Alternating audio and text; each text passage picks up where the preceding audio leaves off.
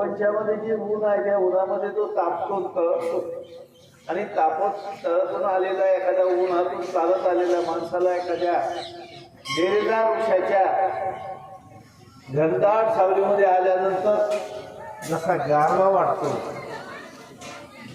त्याचा सगळा श्रमपरिहार होतो।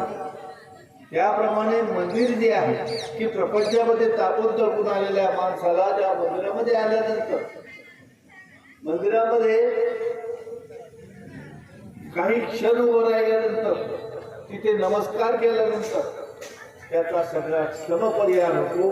त्या सावलीमध्ये जसा गारवा वाटतो तसा मंदिरामध्ये आल्यानंतर तापलेल्या तळपलेल्या अशांत मनाला तिथे शांती मिळते।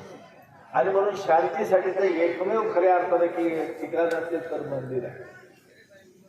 मंदिर ही अशी प्रयोगशाळा आहे